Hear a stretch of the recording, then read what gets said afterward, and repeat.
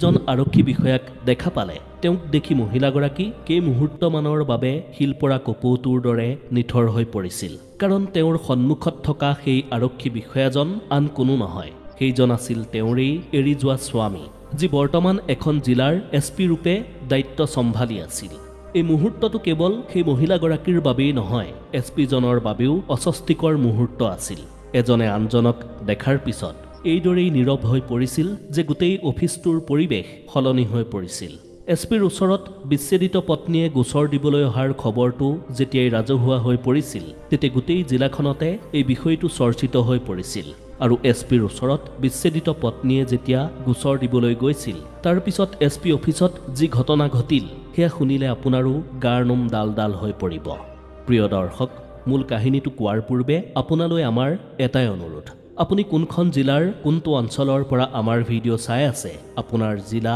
বা অঞ্চলৰ নাম কমেণ্টত শুদ্ধকৈ লিখিবলৈ নাপাহৰিব আপোনাক আজি নেহা শৰ্মা নামৰ এগৰাকী মহিলাৰ লগত ঘটা এটা ঘটনা আগবঢ়াব খুজিছোঁ নেহা শৰ্মা এগৰাকী সাধাৰণ মহিলা আছিল যদিও তেওঁ এগৰাকী সাহসী মহিলা আছিল নেহা শৰ্মাই কেতিয়াও কোনো ক্ষেত্ৰতে মাত মাতিবলৈ বা নিজৰ অধিকাৰ দাবী কৰিবলৈ পিছ হুহুকি অহা নাছিল এদিন নেহাই নিজৰ জীৱনত ঘটা এটা দুৰ্ভাগ্যজনক ঘটনাৰ অভিযোগ দিবলৈ থানাত উপস্থিত হৈছিল নেহাৰ সংসাৰখন এটা সময়ত সুখেৰে ভৰি আছিল কিন্তু স্বামীৰ সৈতে বিচ্ছেদৰ পিছত নেহাৰ জীৱন দুখ কষ্টই ঘেৰি ধৰিছিল নেহাই অকলেই নিজৰ পুত্ৰৰ পালন পোষণ কৰি গৈছিল আৰু সমাজৰ সকলো পৰিস্থিতিৰ সৈতে নেহাই অকলেই যুঁজ দি গৈছিল এটা গুৰুত্বপূৰ্ণ অভিযোগ লৈ নেহা শৰ্মা নামৰ মহিলাগৰাকীয়ে থানাত গৈ উপস্থিত হ'ল ঘৰৰ আশে-পাশে চলি থকা কিছুমান অসামাজিক কাৰ্যকলাপে নেহাৰ জীৱন দুৰ্বিষহ কৰি তুলিছিল অসামাজিক কাৰ্যকলাপবোৰ ৰোধ কৰিবলৈ নেহাই বহুবাৰ চেষ্টা কৰিছিল কিন্তু বহু চেষ্টাৰ পিছতো নেহাই সেই কাৰ্যকলাপ বন্ধ কৰিব নোৱাৰিছিল সেইবাবেই উপায়হীন হৈ নেহাই আৰক্ষীৰ কাষ চাপিবলৈ বাধ্য হৈছিল থানাত উপস্থিত হৈ নেহাই আৰক্ষীক নিজৰ অভিযোগ দাখিল কৰিছিল যদিও আৰক্ষীয়ে জনালে যে এইটো অতি স্পৰ্শকাতৰ বিষয় গতিকে এই বিষয়টো জিলাৰ আৰক্ষী অধীক্ষকেহে নিষ্পত্তি কৰিব পাৰিব গতিকে আপুনি এছপি ছাৰৰ লগত এই সন্দৰ্ভত কথা পাতক থানাৰ আৰক্ষীৰ কথামতেই নেহা এছপি অফিচলৈ ৰাওনা হ'ল আৰু এছপিক অভিযোগ দিবলৈ অহাৰ কথা অফিচৰ কৰ্মচাৰীক প্ৰকাশ কৰিলে সেই সময়ত এছপি আন কিবা গুৰুত্বপূৰ্ণ আলোচনাত ব্যস্ত আছিল কিছু সময়ৰ পিছত নেহাক এছপিক লগ কৰিবলৈ যাবলৈ দিয়া হ'ল যেতিয়াই নেহাই এছপিৰ কেবিনৰ দুৱাৰখন খুলি সোমাই যাব খুজিছিল তেতিয়া সন্মুখত বহি থকা ব্যক্তিজনক দেখি নেহাৰ চকু থৰ হৈ পৰিছিল সন্মুখত এছপিৰ চকীত বহি থকা সেই ব্যক্তিজন আন কোনো নাছিল সেইজন নেহাৰেই বিচ্ছেদিত স্বামী অভয় ৰাথোৰ আছিল অভয় এটা সময়ত নেহাৰ জীৱনৰ আটাইতকৈ গুৰুত্বপূৰ্ণ ব্যক্তি আছিল বৰ্তমান অভয় জিলাৰ আৰক্ষী অধীক্ষক ৰূপে নিযুক্ত আছিল অভয়ৰ শৰীৰত থকা খাকী পোছাক আৰু গম্ভীৰ চেহেৰাটো দেখি নেহাৰ বুকুখন জোৰকৈ ধপধপাবলৈ ধৰিলে নেহাই কেতিয়াও কল্পনাই কৰা নাছিল যে ইমান বছৰৰ পিছত তাইৰ এদিন সেইজন ব্যক্তিৰ সৈতে মুখামুখি হ'ব যিজনে এটা সময়ত তাইৰ জীৱনৰ অংশ হোৱাৰ পিছতো এদিন তাইক অকলে এৰি থৈ গুচি গৈছিল এছপি অভয়েও নেহাক সন্মুখত দেখা পাই খুবেই আচৰিত হৈছিল দুয়োজনৰ মনত বহু প্ৰশ্ন আৰু অনেক ভাৱনাই ক্ৰিয়া কৰিবলৈ লৈছিল এয়া এক এনে মুহূৰ্ত আছিল যি মুহূৰ্তই নেহা আৰু অভয়ক তেওঁলোকৰ অতীতৰ সন্মুখত থিয় কৰাই দিছিল নেহা আৰু অভয়ৰ বাবে এই মুহূৰ্তটো এটা ডাঙৰ দুৰ্ঘটনাতকৈও কম নাছিল নেহাই কোনোদিনে কল্পনাও কৰা নাছিল যে নিজৰ অভিযোগ দাখিল কৰিবলৈ তাই সেইজন ব্যক্তিৰ সন্মুখলৈ যাব লাগিব যিজন ব্যক্তিৰ লগত তাই কেইবছৰমান পূৰ্বে সকলো সম্পৰ্ক ত্যাগ কৰি পেলাইছিল গুৰুগম্ভীৰভাৱে এছপিৰ সন্মানীয় চকীখনত বহি থকা অভয় কিছু সময়ৰ বাবে অস্থিৰ হৈ পৰিছিল অভয়ে অসহজ অনুভৱ কৰিছিল নেহাক দেখি অভয়ৰ মনত পুৰণি স্মৃতিবোৰে বৰকৈ আমনি কৰিবলৈ লৈছিল এটা সময় আছিল যিটো সময়ত অভয় আৰু নেহাই একেলগে চিৰজীৱন পাৰ কৰাৰ সপোন ৰচিছিল কিন্তু পৰিস্থিতি আৰু ভুল বুজাবুজিয়ে তেওঁলোকৰ সকলো সপোন ছাৰখাৰ কৰি পেলাইছিল নেহাৰ হাত ভৰি কঁপি উঠিছিল নেহাই ইচ্ছা কৰিও অভয়ৰ সন্মুখত বহিব পৰা নাছিল নেহাৰ আঙুলিয়ে সেই ফাইলটো জোৰকৈ খামুচি ধৰিছিল যিটো ফাইলত নেহাৰ সকলো অভিযোগ লিপিবদ্ধ আছিল নেহাৰ দুচকুত খং ক্ষোভ অভিমান দুখ আদি সকলো ফুটি উঠিছিল অভয়ে বহাৰ পৰা উঠি নেহাৰ ফালে ভালদৰে চাইছিল অভয়ে ইচ্ছা কৰিও নেহাক একো ক'ব পৰা নাছিল অভয়ৰ মনত অপৰাধবোধ আৰু অনুশোচনাৰ ভাৱনা দেখা গৈছিল কিন্তু পিন্ধি থকা খাকী পোছাকযোৰে অভয়ক নিজৰ পদবীৰ গৰিমা বজাই ৰাখিবলৈ বাধ্য কৰাইছিল। অৱশেষত SP অভয়ে মাত লগালে, আহক বহক, আপুনি কি উদ্দেশ্যৰে আহিছে প্ৰকাশ কৰক। অভয়ে নিজৰ সকলো ভাৱনাক লুকুৱাই এইদৰে গম্ভীৰভাৱে সুধিলে। কিন্তু অভয়ৰ মাতত এটা দুৰ্বল ভাৱ প্ৰকাশ পাইছিল, যিটো নেহাই খুব ভালদৰেই ধৰিব পাৰিছিল। নেহাই নিজকে চম্ভালি স্পষ্টভাৱে ক'লে, এয়া মোৰ ব্যক্তিগত সমস্যা, মই ইয়ালৈ ন্যায় বিচাৰি আহিছোঁ আৰু মই বিচাৰোঁ এই বিষয়টোত কোনেও যাতে পক্ষপাতিত্ব নকৰে। নেহাৰ কথাই SP অভয়ক ভিতৰৰ পৰা জোকাৰি পেলাইছিল। অভয়ে ভালদৰেই উপলব্ধি কৰিছিল যে নেহাই আজিও নিজৰ স্বাভিমান আৰু শক্তিশালী ব্যক্তিত্ব ধৰি ৰাখিছে। তাৰ ভাহি উঠিছিল। নেহাৰ মনতো কিছু প্ৰশ্নই ক্ৰিয়া কৰি আছিল। নেহাই ভাবিছিল, অভয় বাৰু আগতকৈ সলনি হ'ল নেকি? নে অভয় আজিও সেই আগৰ অভয়টো হৈয়ে আছে, যি কেতিয়াও মোৰ কোনো কথা গুৰুত্ব সহকাৰে লোৱা নাছিল, মোক বুজাৰ চেষ্টা কৰা নাছিল। এইবোৰ কথা নেহাৰ মনলৈ আহিছিল যদিও নেহাই নিজকে বুজাইছিল যে এতিয়া পুৰণা কথাবোৰ মনত পেলাই শুকাব খোজা ঘাঁ টুকুৰা পুনৰ খুচৰি লোৱাৰ সময় নহয়। এতিয়া মই যি অভিযোগ তুলিছোঁ সেই অভিযোগক সঁচা প্ৰমাণ কৰাৰ সময়। SP অভয়েও নিজৰ কৰ্তব্য আৰু দায়িত্বৰ কথা মনত পেলাই অতীতৰ কথাবোৰ এৰাই চলাৰ চেষ্টা কৰিছিল। কিন্তু তেওঁলোক দুয়োৰে বৰ্তমানক অতীতে বৰ বেয়াকৈ যে আঘাত কৰি আছিল, সেয়া দুয়োৰে ভাৱ-ভংগীত স্পষ্ট হৈ পৰিছিল। নেহাই এটা দীঘলীয়া উশাহ লৈ সকলো পাহৰি যোৱাৰ চেষ্টা কৰি SP অভয়ৰ ফালে চাই ক'বলৈ ধৰিলে, ছাৰ, মোৰ ঘৰৰ আশে পাশে দীৰ্ঘদিন ধৰি বহু অসামাজিক কাৰ্যকলাপ চলি আছে। সেই কাৰ্যকলাপ বন্ধ কৰিবলৈ মই বহুত চেষ্টা কৰিছিলোঁ, কিন্তু মই হাৰি গ'লোঁ। বৰ্তমান সেই অসামাজিক কাৰ্যকলাপে চূড়ান্ত পৰ্যায় পাইছে। মোৰ জীৱনত এই কাৰ্যকলাপে বৰ বেয়াকৈ প্ৰভাৱ পেলাইছে। মই বহুত অশান্তিত দিন পাৰ কৰিবলগীয়া হৈছে। প্ৰতিদিনে মোৰ ঘৰৰ ওচৰত মদ জুৱাৰ আড্ডা চলে।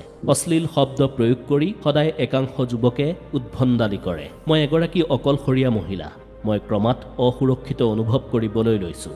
উদণ্ড যুৱকসকলক বহুবাৰ মই বুজাইছিলোঁ, কিন্তু মোৰ কথাত কোনেও গুৰুত্ব নিদিয়ে। কিবা ক'লে ওলোটাই অশ্লীল বাক্য প্ৰয়োগ কৰি মোক মানসিকভাৱে আঘাতহে কৰে। গতিকে মই বিচাৰিছোঁ পুলিচে এই বিষয়টোত হস্তক্ষেপ কৰি সকলো অসামাজিক কাৰ্যকলাপ সোনকালে বন্ধ কৰক আৰু মোৰ জীৱনৰ সুৰক্ষা নিশ্চিত কৰক। নেহাই কোৱা কথাবোৰ SP অভয়ে ধ্যান দি শুনিছিল আৰু সেই ফাইলটোত উল্লেখ থকা কথাবোৰতো ভালদৰে নজৰ দিছিল। নেহাৰ মনত থকা দুখ আৰু ক্ষোভ অভয়ে বাৰুকৈয়ে অনুভৱ কৰিছিল। নেহাই কিমান সংঘৰ্ষৰ মাজেৰে জীৱন কটাই আছে সেয়াও অভয়ে ভালদৰে অনুভৱ কৰিছিল। নেহাৰ বাহ্যিক চেহেৰাত শক্তিশালী আৰু প্ৰতিবাদী ভাৱ আছিল যদিও নেহা যে ভিতৰি ভিতৰি ভাগি পৰিছিল সেই কথা বিচ্ছেদিত স্বামী অভয়ে বুজি উঠিছিল। অভয়ে ক'লে, সঁচাকৈ এইটো অতি গম্ভীৰ বিষয়। আমি শীঘ্ৰেই ইয়াৰ তদন্ত আৰম্ভ কৰিম। আপোনাৰ সুৰক্ষাৰ দিশটোত যাতে কোনো খেলিমেলি নহয় সেই কথা মই ব্যক্তিগতভাৱেও খিয়াল ৰাখিম।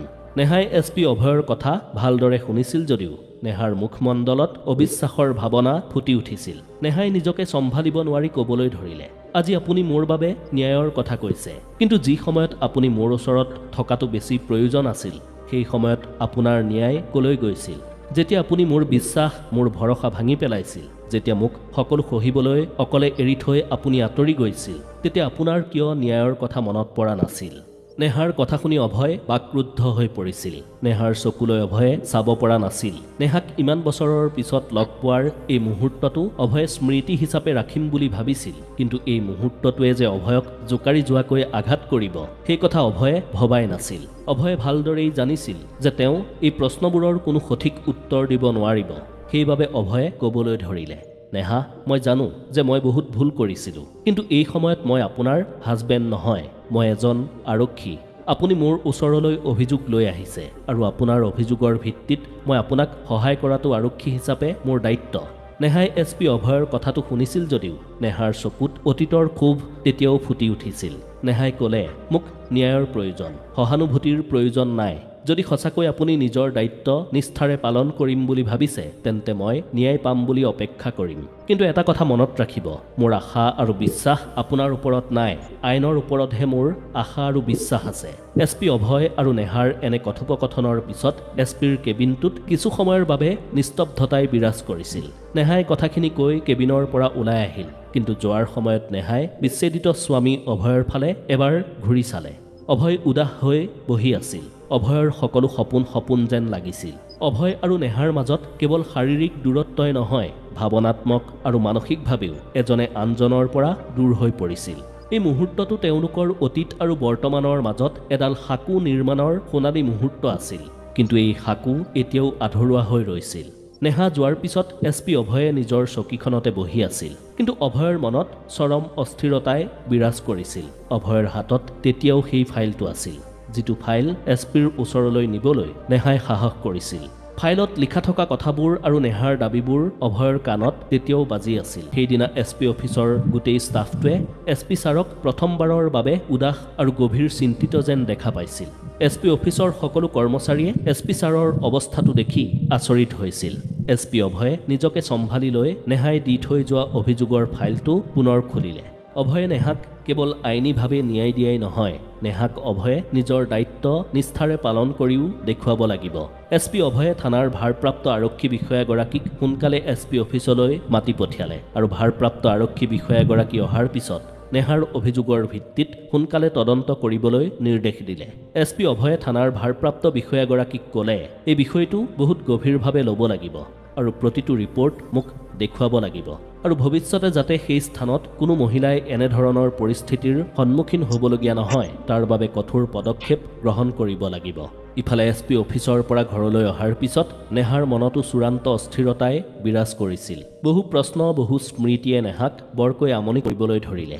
SP অভয়ে নেহাক আশ্বাস দিছিল যদিও অভয়ৰ কথা নেহাই অলপো ভৰসা কৰিব পৰা নাছিল। অতীতৰ কথাবোৰে নেহাক বাৰে বাৰে আঘাত কৰিছিল।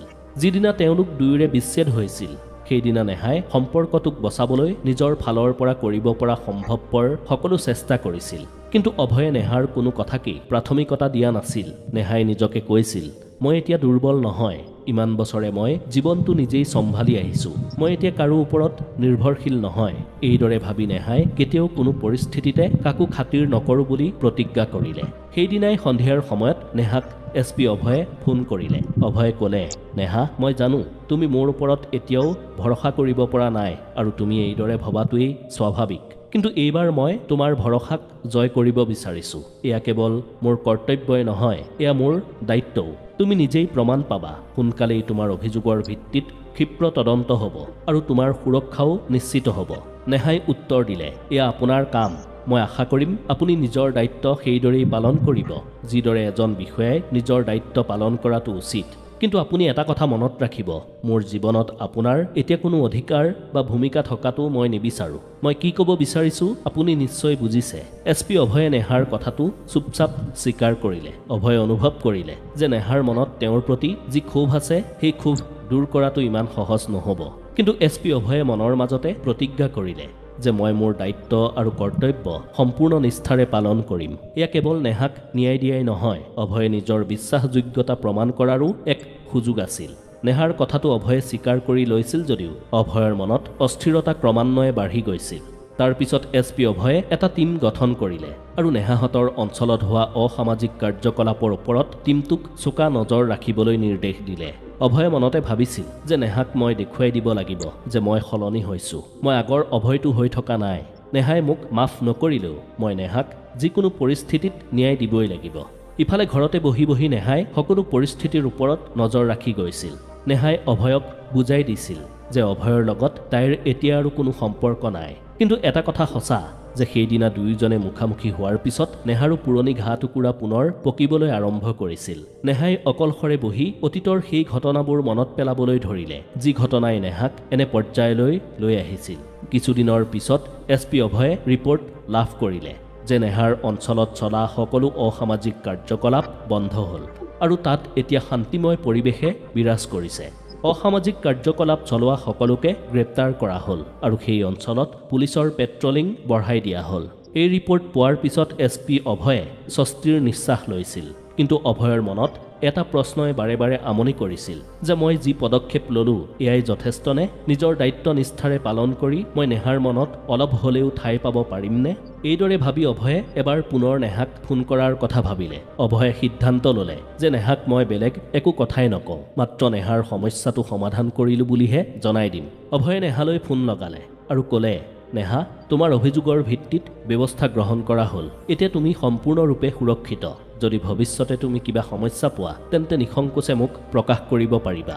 নেহাই ফোনত শান্তভাৱে উত্তৰ দিলে, ধন্যবাদ ছাৰ, এয়া আপোনাৰ কৰ্তব্য আছিল আৰু আপুনি নিজৰ কৰ্তব্য নিষ্ঠাৰে পালন কৰিলে তাৰ বাবে মই কৃতজ্ঞতা প্ৰকাশ কৰিছোঁ কিন্তু ছাৰ মই এতিয়া কাৰো ওপৰত নিৰ্ভৰশীল হ'ব নিবিচাৰোঁ মই নিজৰ সংগ্ৰাম নিজেই চলাব পাৰিম অভয়ে কিছুপৰ মৌন হৈ থাকিল আৰু ফোনটো কাটি দিলে নেহাৰ উত্তৰে অভয়ৰ বুকুত আৰু এবাৰ আঘাত কৰিলে অভয়ে বুজি পালে যে মই নেহাৰ পৰা যি ভৰসা হেৰুৱাই পেলালোঁ সেয়া পুনৰ ঘূৰাই অনাটো মোৰ বাবে একেবাৰে অসম্ভৱ ফোনটো কটাৰ পিছতো অভয়ৰ কাণত নেহাই কোৱা সেই কথাটো গুঞ্জৰিত হৈ আছিল যে মই নিজৰ সংগ্ৰাম নিজেই চলাব পাৰিম এই কথাই নেহাৰ আত্মনিৰ্ভৰতাক ভালদৰেই প্ৰতিষ্ঠা কৰিছিল সফল হোৱাৰ পিছতো অভয়ে বিফলতাক অনুভৱ কৰি টেবুলতে মূৰে কপালে হাত দি বহি আছিল অভয়ৰ সন্মুখত তেওঁলোকৰ সম্পূৰ্ণ অতীত স্পষ্ট হৈ পৰিছিল অভয়ৰ মনত পৰিছিল যে নেহাই সদায় অভয়ৰ পৰা প্ৰাথমিকতা বিচাৰিছিল কিন্তু অভয়ে নিজৰ কেৰিয়াৰ আৰু অহংকাৰক সদায় সম্পৰ্কটোতকৈ বেছি প্ৰাথমিকতা দিছিল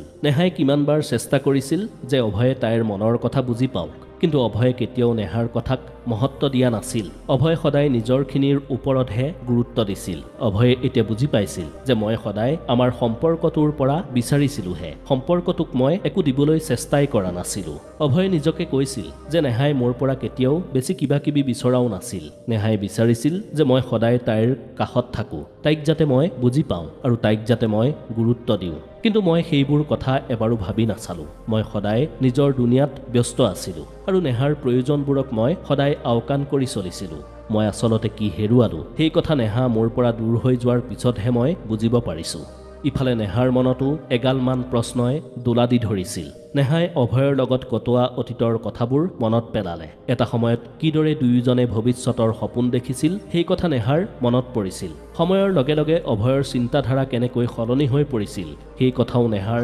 মনলৈ আহিছিল নাম আৰু পদবীয়েই অভয়ৰ জীৱনৰ একমাত্ৰ কেন্দ্ৰ হৈ পৰিছিল এইবোৰ কথা মনলৈ অহাৰ পিছত নেহাই ভাবিলে মই এতিয়া পিছলৈ ঘূৰি চোৱাটো উচিত নহয় মই জীৱনত বহুত কিবা কিবি সহ্য কৰিছোঁ মই এতিয়া মোৰ জীৱনটো মোৰ মতেই সজাই লৈছোঁ গতিকে অতীতলৈ ঘূৰি চোৱাৰ কোনো প্ৰয়োজন নাই অভয়ে মোৰ জীৱনৰ পৰা আঁতৰি যোৱা বহু বছৰ হ'ল মই পুনৰ অভয়ক মোৰ জীৱনত কোনো স্থান দিব নোৱাৰোঁ অভয়ে যি হেৰুৱালে সেয়া অভয়ে কেতিয়াও ঘূৰাই পোৱাটো মই নিবিচাৰোঁ ইফালে অভয়ে পুনৰবাৰ নেহাই দি থৈ অহা সেই ফাইলটোত চকু ফুৰালে অভয়ৰ দুচকুত আফচোচ স্পষ্ট হৈ পৰিছিল অভয়ে ভাবিলে মই আজি এখন জিলাৰ SP মই এখন জিলাৰ আইন শৃংখলা চম্ভালিছোঁ কিন্তু মই নিজৰেই এটা গুৰুত্বপূৰ্ণ সম্পৰ্কক চম্ভালিব নোৱাৰিলোঁ নেহাৰ অভিযোগৰ ভিত্তিত এগৰাকী বিষয়া হিচাপে মই নিজৰ দায়িত্ব পালন কৰিলোঁ কিন্তু এজন মানুহ হিচাপে মই সেই বিশ্বাস সেই ভৰসাক কেনেকৈ ঘূৰাই আনো যি বিশ্বাস আৰু ভৰসা মই এদিন জানি বুজি হেৰুৱাই পেলাইছিলোঁ SP অভয়ে সিদ্ধান্ত লৈছিল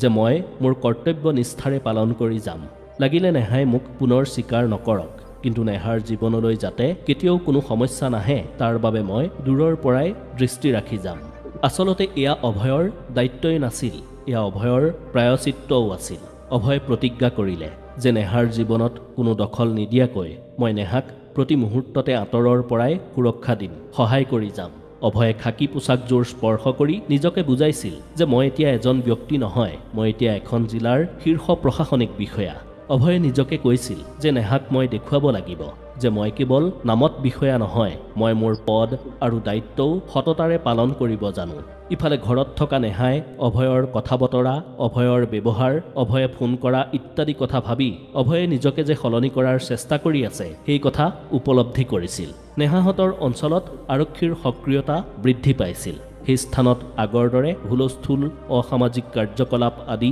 একেবাৰে নোহোৱা হৈ পৰিছিল ওচৰ চুবুৰীয়া লোকসকলে নেহাৰ ওচৰলৈ আহি কৈছিল যে আপোনাৰ অভিযোগৰ পিছত আমাৰ অঞ্চলৰ পৰিৱেশ একেবাৰে সলনি হৈ পৰিল আপুনি কোৱাৰ পিছত SP ছাৰে যি পদক্ষেপ গ্ৰহণ কৰিলে সেয়া সঁচাই প্ৰশংসনীয় এতিয়া আমাৰ অঞ্চলত কোনো বিশৃংখল পৰিৱেশ নাই চৌদিশে কেৱল শান্তি আৰু শান্তি আপুনি আগবাঢ়ি যোৱাৰ বাবেই আমি এই সকাহ পালোঁ নেহাই লাহেকৈ হাঁহি সেই লোকসকলক সঁহাৰি জনালে কিন্তু নেহাৰ মনত তেতিয়াও এক অস্থিৰতাৰ ভাৱ জাগিছিল নেহাই ভাবিলে অভয়ে নিজৰ দায়িত্ব ভালদৰে পালন কৰিলে কিন্তু সেই বুলি মই অভয়ৰ সকলো ভুল ক্ষমা কৰি দিয়াটো উচিত হ'ব জানো ইমান বছৰৰ পিছত অভয়ে কৰা এই উপকাৰে জানো আমি হেৰুৱাই পেলোৱা সকলোখিনি আকৌ ঘূৰাই আনিব পাৰিব ইফালে SP অভয়েও নেহাৰ কথাকেই ভাবি আছিল অভয়ে নিজকে ব্যস্ত ৰাখিবলৈ অলপো ৰেষ্ট নোলোৱাকৈ কাম কৰিছিল যদিও অভয়ৰ মনত কিছুমান প্ৰশ্নই তেতিয়াও বাৰে বাৰে আমনি কৰি আছিল নেহাই বাৰু মোক আকৌ বিশ্বাসত ল'ব পাৰিবনে? মই যে এতিয়া আগৰ অভয়টো হৈ থকা নাই, মই যে ভাল হলো। নেহাৰ মনত সেই বিশ্বাস মই জগাব পাৰিমনে? এখন জিলাৰ আইন শৃংখলাৰ শীৰ্ষ বিষয়া হোৱাৰ পিছতো SP অভয়ক তেওঁৰ অতীতে বহুত দুৰ্বল কৰি তুলিছিল। প্ৰতি মুহূৰ্ততে নেহাৰ কথাই অভয়ক আমনি কৰিছিল। এদিন SP অভয়ে নেহাহঁতৰ অঞ্চলৰ ফালে গৈ থাকোঁতেই দেখিলে যে নেহাই স্কুটিখন লৈ ঘৰৰ পৰা ক'ৰবালৈ ওলাই গৈছে। অভয়ে আঁতৰৰ পৰাই গাড়ীৰ ভিতৰত বহি নেহাক চাই আছিল। অভয়ে ভাবিছিল যে এতিয়া নেহাক মোৰ জীৱনলৈ পুনৰ ঘূৰাই অনাৰ চেষ্টা কৰাটো মোৰ ভুল হ'ব। অভয়ে নিৰ্ণয় ল'লে যে মই নেহাৰ স্বাধীনতা আৰু আত্মনিৰ্ভৰশীলতাক সন্মান কৰিম। নেহাক যে অভয়ে আঁতৰৰ পৰাই লক্ষ্য কৰি আছিল সেই কথা নেহাইও বুজি পাইছিল। কিছু সময়ৰ বাবে নেহাই স্কুটিখন ৰখাই থমকি ৰৈছিল, কিন্তু অতীতক আঁকোৱালি নলওঁ বুলি ভাবি নেহাই পুনৰ স্কুটি ষ্টাৰ্ট কৰি আগুৱাই গৈছিল। স্কুটি চলাই গৈ থাকোঁতে নেহাই ভাবিলে অতীতক সদায় অতীত হিচাপে ৰখাটোৱেই মংগল। মই মোৰ জীৱন নিজৰ কঠোৰ সংগ্ৰামেৰে নতুনকৈ গঢ় দিছোঁ। মোৰ এতিয়া কোনো সাৰথীৰ প্ৰয়োজন নাই। নেহাৰ পিছে পিছে SP অভয়ৰ গাড়ীখন লাহে লাহে আগবাঢ়ি গৈছিল। অভয়ে নিজৰ মনতে ভাবিছিল হয়তো নেহাৰ জীৱনত এতিয়া মোৰ বাবে কোনো স্থান নাই, কিন্তু মই সদায় নেহাৰ সুখ আৰু সুৰক্ষাৰ বাবে থিয় দিম। নেহাই গম পাওক বা নাপাওক, মই নেহাৰ বাবে দূৰৰ পৰাই সকলো কৰিবলৈ সাজু হৈছোঁ। এইদৰে দুয়োজনে নিজ নিজ ৰাস্তা বাছি লৈছিল। নেহাই আত্মনিৰ্ভৰশীল হৈ জীৱনটো আগুৱাই নিছিল আৰু অভয়ে নেহাৰ বাবে আঁতৰৰ পৰাই যি কৰিম বুলি প্ৰতিজ্ঞা লৈছিল সেইখিনিকেই অতীতৰ ভুলৰ প্ৰায়শ্চিত্ত বুলি ভাবি লৈছিল। দুয়োৰে ৰাস্তা বেলেগ বেলেগ হ'লেও অতীতৰ পৰা তেওঁলোকে যি শিক্ষা লাভ কৰিলে সেই শিক্ষাই তেওঁলোকৰ জীৱন যাত্ৰাত নতুন গতি প্ৰদান কৰিছিল। আগতে নেহাই কাপোৰ চিলাই কৰি ঘৰৰ শাক চব্জি বিক্ৰী কৰি ঘৰ চলাইছিল। এতিয়া নেহাই সেইবোৰ কাম বাদ দি ঘৰ চলাবলৈ গাঁৱৰে কণ কণ ল'ৰা ছোৱালীবোৰক টিউচন কৰিবলৈ আৰম্ভ কৰিছিল। এই কামে নেহাক বহুত শান্তিও দিছিল। এদিন কণ কণ ল'ৰা ছোৱালীবোৰক টিউচন কৰি থাকোঁতেই নেহাই ঘৰৰ সন্মুখত আৰক্ষীৰ এখন বাহন ৰখা দেখা পালে। কেইজনমান আৰক্ষী আহি নেহাৰ হাতত এটা ফাইল দি ক'লে যে SP ছাৰে এই ফাইলটো আপোনাক দিবলৈ কৈছিল। এয়া আপোনাৰ অভিযোগৰ ভিত্তিত তদন্ত কৰাৰ অন্তিমটো ৰিপৰ্ট। পুলিচে আৰু ক'লে যে এতিয়া আপোনালোকৰ অঞ্চলটোৰ সুৰক্ষাৰ বাবে সকলো ধৰণৰ ব্যৱস্থা কৰি দিয়া হৈছে। যদি ভৱিষ্যতে কিবা সমস্যা পায় তেন্তে আপুনি তাৎক্ষণিকভাৱে আৰক্ষীৰ লগত যোগাযোগ কৰিব। নেহাই ফাইলটো হাতত ল'লে আৰু আৰক্ষীসকলক ধন্যবাদ জনালে। আৰক্ষীসকল যোৱাৰ পিছত নেহাই সেই ফাইলটো খুলিলে। ফাইলটোত আৰক্ষীয়ে কৰা তদন্তৰ সম্পূৰ্ণ প্ৰতিবেদন আছিল। তদন্তৰ প্ৰতিটো কথা বিস্তাৰিতভাৱে উল্লেখ আছিল। প্ৰতিবেদনটোৰ শেষত এখন সৰু চিঠিও আছিল, যিখন চিঠি SP অভয়ে নিজেই লিখিছিল। চিঠিখনত এইদৰে লিখা আছিল, নেহা, মই জানো যে মই তোমাৰ বিশ্বাস ভাঙিছিলোঁ। হয়তো এতিয়া তোমাৰ হৃদয়ত মোৰ বাবে কোনো স্থান নাই, কিন্তু এয়া মোৰ দায়িত্ব আছিল, যি দায়িত্ব মই নিষ্ঠাৰে পালন কৰাৰ চেষ্টা কৰিছিলোঁ। তুমি মোক এজন প্ৰশাসনিক বিষয়া হোৱাৰ আচল মহত্ব বুজাই দিলা। মই এতিয়া অতীতৰ সকলো কথা পাহৰি নিজকে এজন ভাল মানুহ হিচাপে গঢ়ি তোলাৰ প্ৰয়াস কৰিম। তোমাৰ আত্মনিৰ্ভৰশীলতা আৰু স্বাধীন জীৱনটো দেখি মই সঁচাই গৌৰৱ অনুভৱ কৰিছোঁ। মাত্ৰ এটা কথা জানি লোৱা যে মই সদায় তোমাৰ ভাল হোৱাটোৱেই প্ৰাৰ্থনা কৰি যাম। অভয়ে লিখা চিঠিখন পঢ়ি নেহা কিছু সময়ৰ বাবে থৰ হৈ পৰিছিল। নেহাৰ দুচকু সেমেকি উঠিছিল, কিন্তু নেহাৰ চেহেৰাত এটা প্ৰশান্তিৰ ভাবো ফুটি উঠিছিল। চিঠিখন ফাইলটোৰ ভিতৰত লাহেকৈ থৈ নেহাই নিজকে ক'বলৈ ধৰিলে, আচল শক্তি কি সেই কথা অভয়ে অৱশেষত বুজি পালে। কিন্তু এতিয়া মোৰ লক্ষ্য সুকীয়া।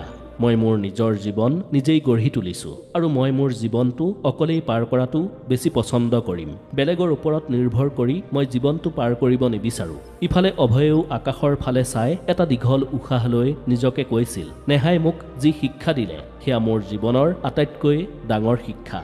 নেহাৰ মৰম ভাল পোৱা মই দ্বিতীয়বাৰ ঘূৰাই নাপালোঁ। হয়তো এই শাস্তিয়েই মোৰ প্ৰাপ্য আছিল। এতিয়া নেহাক সুখী থকা দেখিলেই মই সুখী হ'ব পাৰিম। নেহা আৰু অভয়ে নিজৰ ৰাস্তা বাছি লৈছিল, কিন্তু শেষ সময়ছোৱাত তেওঁলোকৰ মনত এজনে আনজনৰ প্ৰতি সন্মানৰ ভাৱ জাগি উঠিছিল। এটা আধৰুৱা কাহিনীয়ে দুয়োজনকে সফল ব্যক্তি হিচাপে প্ৰতিষ্ঠিত হোৱাত সহায় কৰিছিল।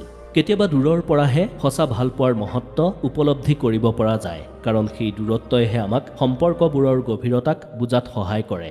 প্ৰিয় দৰ্শক, নেহা আৰু SP অভয়ৰ এই আধৰুৱা জীৱন কাহিনীটো সন্দৰ্ভত আপুনি কি ক'ব বিচাৰিব?